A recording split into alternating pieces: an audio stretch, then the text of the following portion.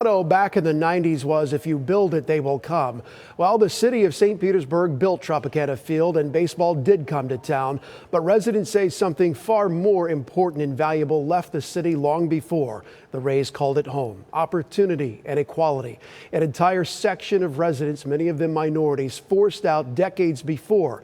Well, now the city is under new leadership and they're once again making new promises to fix the broken promises of the past. St. Pete leaders now want to redevelop that area once known as the historic gas plant district, and they want to do it whether the Rays stay or go. Mayor Ken Welch told the city to go back to the drawing board to come up with new ideas for that site. And last year we spoke to Reverend Watson Haynes, who has fond memories of the vibrant community that the Trop displaced. He tells us it's so important that the city gets the redevelopment right this time. It was not just this bunch of poor people. It was people who saw an opportunity, people who were leaders. We've got to figure out how to make all those pieces fit together like a puzzle. And that's the puzzle they're trying to solve. And last year, Mayor Welch said he wants a new plan with less office space and more affordable housing. So that's where things stand today. New ideas on the table, and the city wants your feedback to go forward.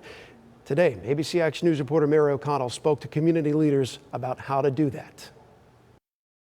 The decision on the Tropicana Field redevelopment is personal to community activist Corey Givens Jr. For me, it's important that we make good on the promises that were made to folks like my family who called the gas plant district home. We've got a lot of history here, and for me, the history of this site is more important than baseball. City leaders are considering 4 proposals. They've recognized the city has the opportunity to fulfill unrealized promises and bring to St. Pete new attainable housing, equitable business opportunities, office and meeting space, and economic development that benefits everyone.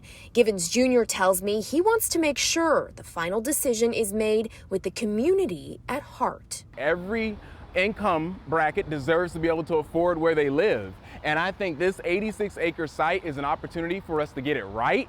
It's a chance for us to create more housing for more people who need it most. Terry Lipsy Scott is the executive director of the Woodson African American Museum of Florida. I asked what's important to her in the ultimate choice. This is probably one of the largest projects that our community will ever have to entertain.